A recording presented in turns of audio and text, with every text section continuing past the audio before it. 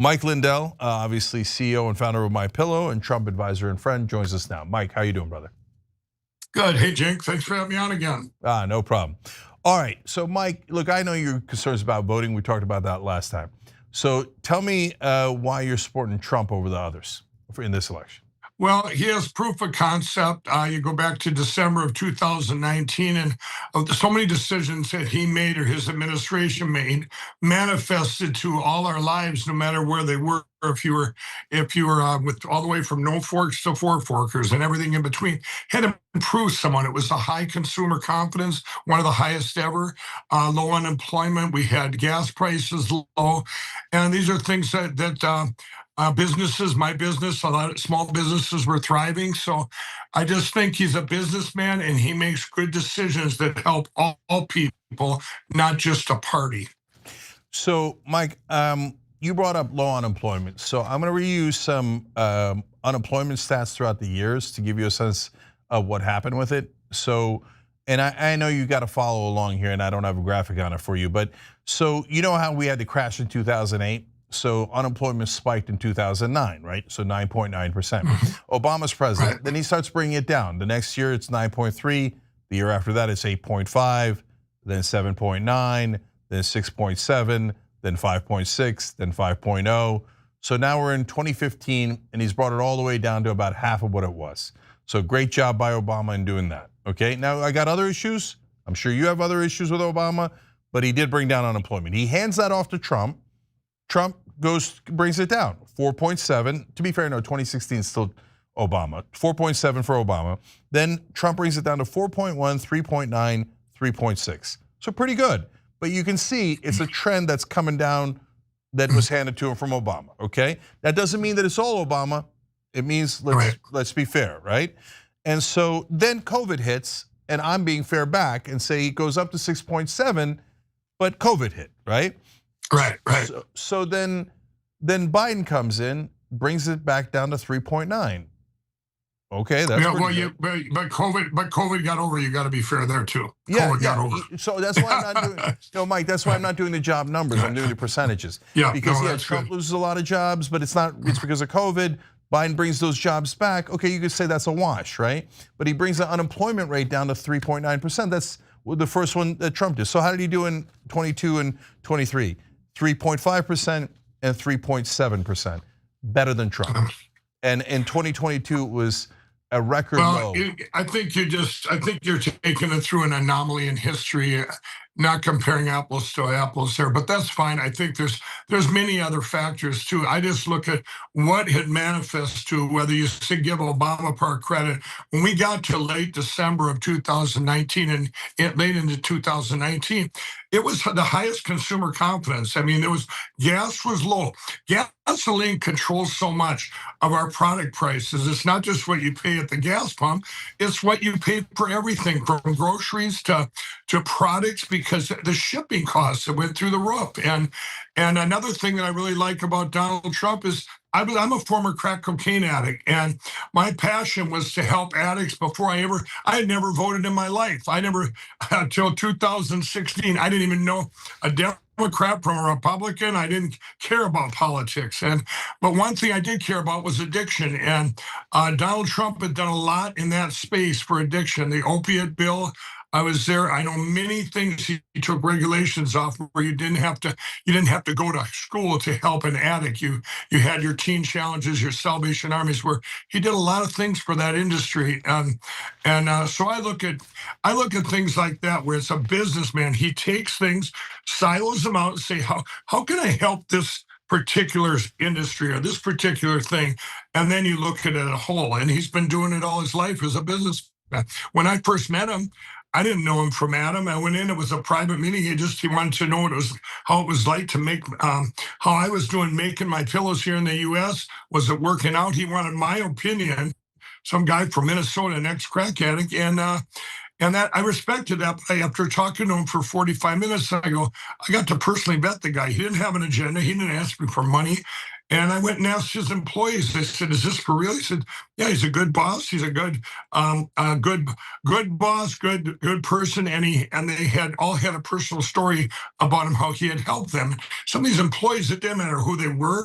I really respected that. I thought, you can tell a lot by people, the employees that work for them, and I went all in for him. I'd never met a president before. I'd never voted before, but if he said what he told me in that room, that he was going to do those things, I thought it made a lot of sense, and he did fulfill those promises, and it helped. It helped a lot of small businesses. I believe he brought many jobs back. I know it helped my personal business. It was consumer confidence. I mean, people were just very confident, and now I see. He was smart when you say, okay, we're shutting down a border where fentanyl was pouring in and drugs, and that meant a lot to me too, as I was running my own Lindell recovery network, and so that's when I ended up going all in, because it just made sense. It was common sense solutions. I don't care what party. He had the solutions that were there, and I believe he fulfilled them. Yeah, so I wish I could agree with you, Mike, but I don't. So I'm going to break this all down. But I'm curious what you said about drug addiction. I want to come back to that in a minute, because maybe he deserves credit on that, but I'm not sure. So first you said, look, he's a successful businessman. No, he's not. Mike, you're way more successful businessman than Donald Trump is. Donald Trump was handed $413 million from his dad. You didn't get $413 million from your dad, did you? No. No, I got it. No, and he blew that first $400 million. He had 6 massive bankruptcies, and he said, it's good business not to pay your debts. No, that's not good business. That's terrible business, and I'm worried that he's going to do that for the country. He drove up the deficit and the debt by $8.4 trillion. If he does it again, it's going to be totally out of control, mainly corporate tax cuts. And you said he was a good boss. He was a brother. I know he was nice to you. But no, I'm saying his employees. I personally vetted, asked his employees. You can't. That's coming out of their mouth. They had no reason. They had no reason to lie to me. I hear you, but Mike, half his employees right now are going, don't. Oh my God, he's so dangerous. Those aren't employees. Those aren't employees. I'm talking employees in his private business. I'm talking. I've read those things. Those get jobs from the media, but I'm talking about his employees that have been with him at Trump Tower when I visited him the first time I ever met him. And these are the employees I'm talking about. The ones that the maids, the ones that work in the hotels that I stayed in of his. And you never had anybody come out in 2016 and badmouth him of employees. And that's got to say Mike, something. You're seeing a different view. You're seeing a different view. And then look, I'm respecting and I believe you totally, that you say, hey, you talk to some employees of Trump, and then they like a lot of employees. Right. A lot of employees. But I'm telling you that there's tons of employees that have come out from the Trump organization too. So I remember this story of one of the executives. He's building Trump Tower. They said, we got to put Braille on the elevators. It's law in New York. He says, don't do it. They're like, what do you mean? We have to do it. It's the law. He's like, I don't care. Don't. And she said, he would always put us in positions so that he could blame us when something went wrong. So if we put the Braille in because we have to, he blames us. And if we don't put it in and it's illegal, then he's going to blame us, and then we're going to be charged. All I know is that I know him personally. I think he's a great friend. He's a good man. I met him in 2016. I have vetted many people. If you read my book, I've been in the streets. I read people. He has his agenda. He loves the country. He loves people, and he has no other agenda. He doesn't have to do this. He has no other agenda, Mike. You don't think he's making a tremendous amount of money from this? I mean, he's selling gold shoes. He's selling $60 Bibles. He's getting money from the Saudis. His son-in-law's getting money from the Saudis. He doesn't need that money, and he's lost hundreds of millions. Here's what I want to say. There is, I just look at, for me, if there was a better candidate in this race, if you're talking this race, well, show them to me. But all I know is that she was a part of an administration that, I'm telling you right now, I go all over this country and I talk to Democrats, Republicans, it doesn't matter, of the people and their lives, their physical lives here it's way worse than it was. There's so many nonsensical things being done that I don't understand. There's no sense to letting that border open. There was no sense to shutting down our pipeline on your first day of in office. And I know Waltz very well. I could sit and talk the whole show about him,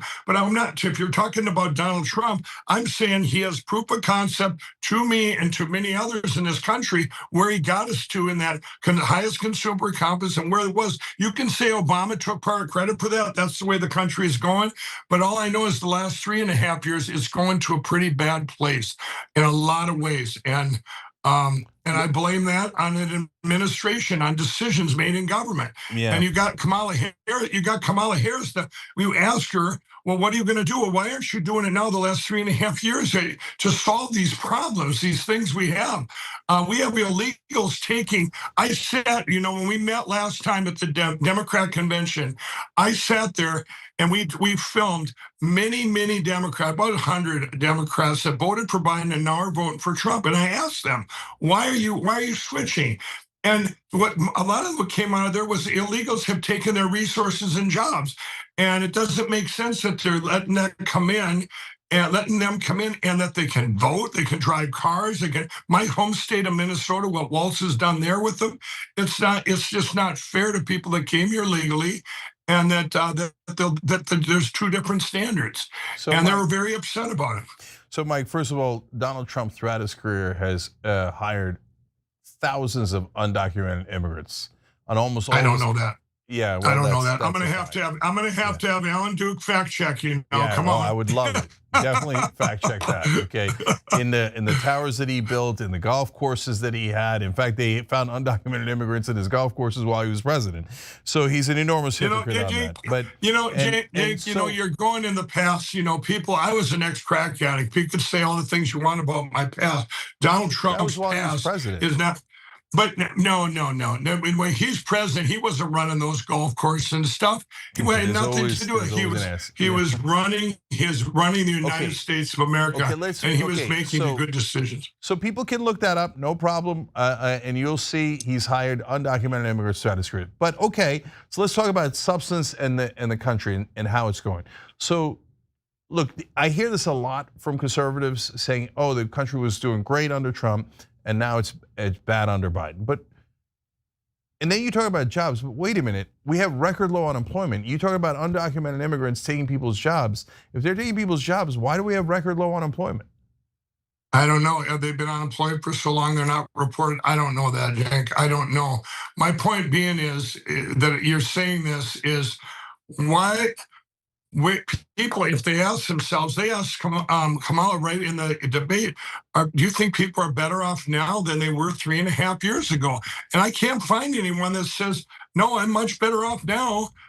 You can't. When you go to a grocery store and it's outrageous and all these prices, and to be able to live a joyful life and happy while we're here. And Donald Trump does have proof of concept. What was so bad? I'm going to ask you, under Donald Trump yourself, what didn't you like that he did while he was in office, other than had to fight attacks by everyone under the sun?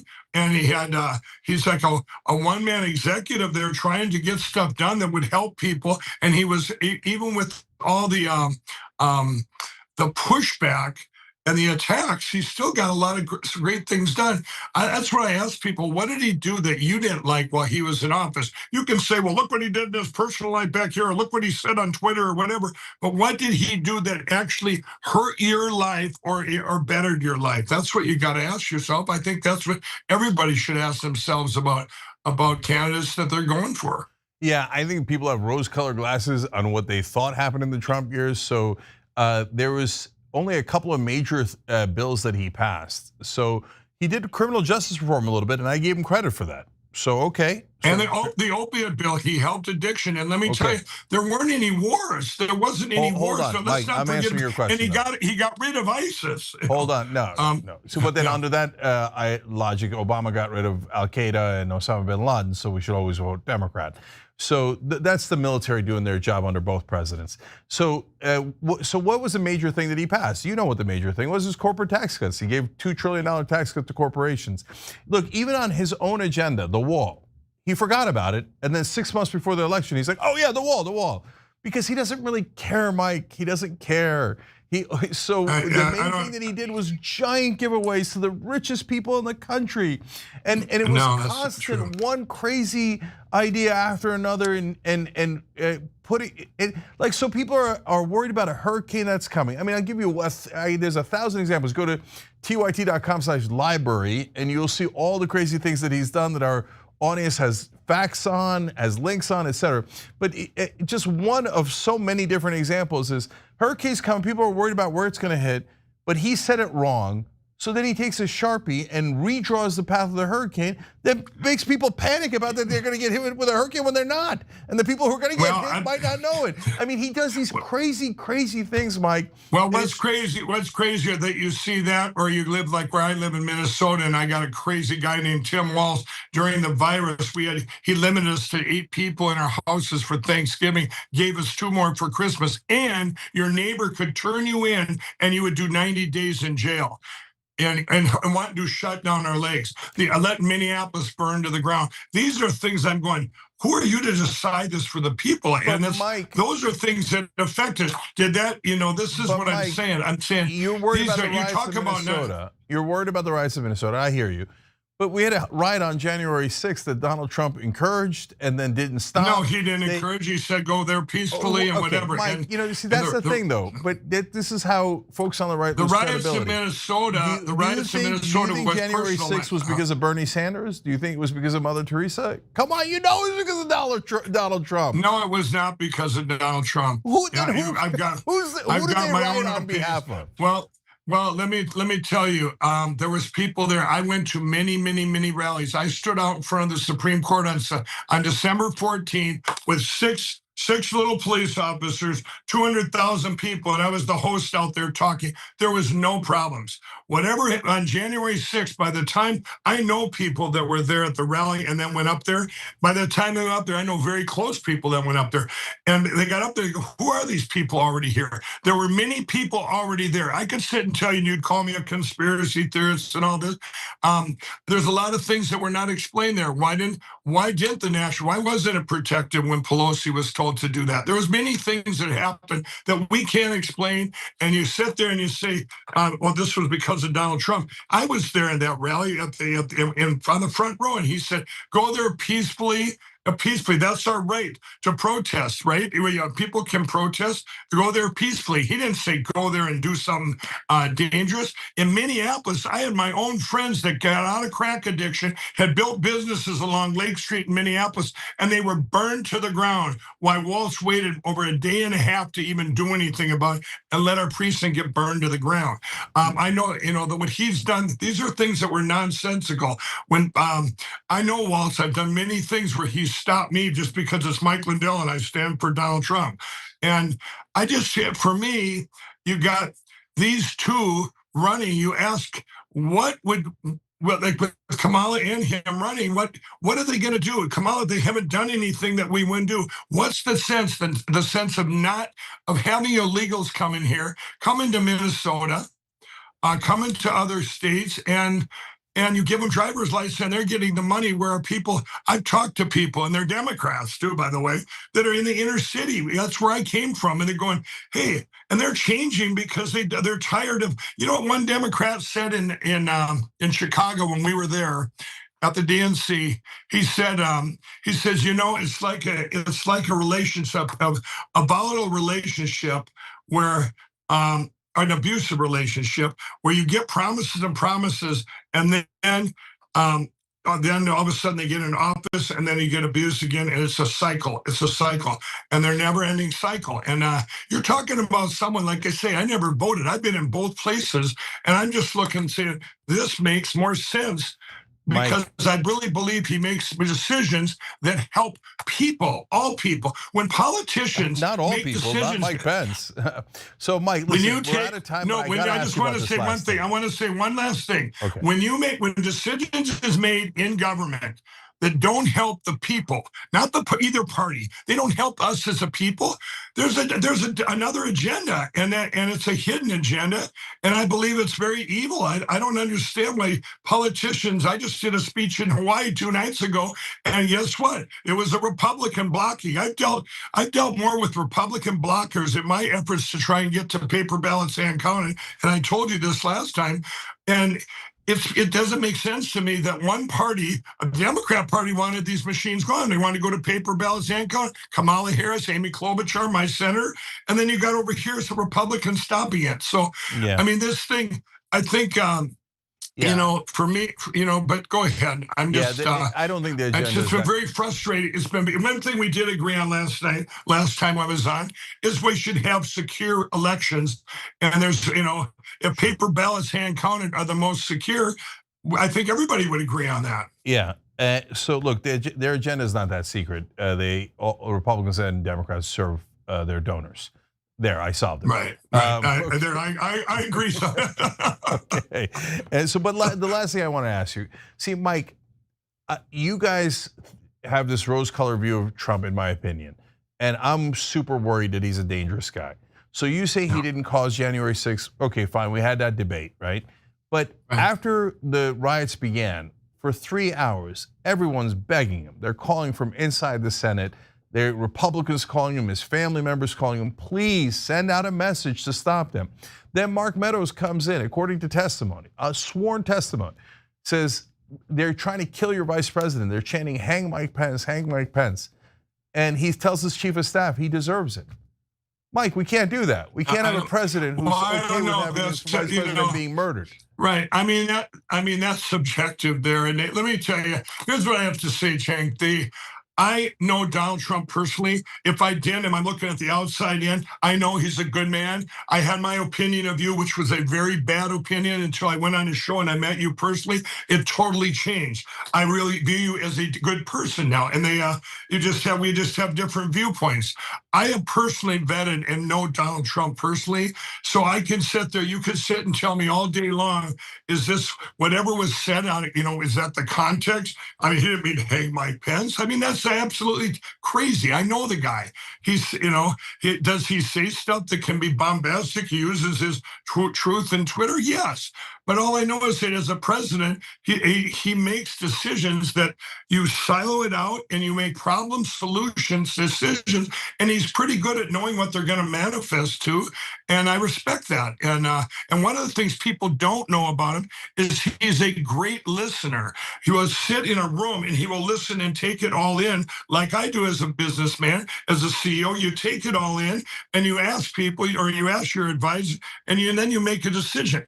Right or wrong, but you make a decision, but you make it, and if it's a bad decision, you see it as a businessman and you correct it and you improve on it. And I believe he did that during his presidency. Now, if you said that, if you could tell me what he hurt you during his presidency, that he made decisions that hurt us as a people, I would say, hey, yeah, let's look into that. Maybe there's a problem there. But all you bring up is things like, oh yeah, he was, he's a failed businessman. He had a couple of bankruptcies. I've had 2 bankruptcies in my life, and they were both there. That's what it's in our Constitution. So you can start over and build your life if you make a mistake, and all of a sudden you're not done for the rest of your life. Yeah, Mike, but you had successful businesses too. He squandered $400 million, but that's not the point. The point is that I'm worried that he's dangerous. You say you know him personally. I say he's not. If you trust me, people are moved by that, he's not dangerous. Yeah, and how does it personally affect me? I mean, look, this is not the biggest deal for me, even though some would argue it should be. But when he was running the first time around, he said, I want to ban all Muslims from the country. I'm Muslim. So I'm an atheist now, but my family's Muslim. Mike, somebody said, hey, I want to ban Christians from the country. I think you'd probably be pretty upset about that, right? So it's. Well, yeah, but if that's what he said there to you, I think it was certain countries that were terrorizing that he was worrying about, but I don't know. But yes, if that was said, you have your right there, you have your opinion, and I respect that. And by the way, comment on your show last time, I said, well, you went on there. I said, yeah, it was one of my best interviews, greatest times I had, because we talked. We actually talked, and that's what people need to do in this country. And that's the one divide where it really bothers me, is this I believe you have one party here running on hatred for Trump. They just say this, this, and this. And then why wouldn't you run on what you're going to do and what you're going to do like it used to be back in the day? And I really believe the people are not divided. I believe we're not a divided nation. I believe the people, we're coming through a period where, and I know you say you're an atheist, but I believe that God's got his hand in this, and it's whatever happens, it's going to be all, even the bad things. Hopefully he'll use it for good, like it says in the Bible, and we get to a great place. All right, Mike Lindell, I agree with you that we need to have more discussions like this, exchange ideas, and understand our common bonds. Mike Lindell, CEO of Mike Pillow, we appreciate you joining us. Thanks, Cenk. Thanks for having me on anytime. Thank you. All right, no problem.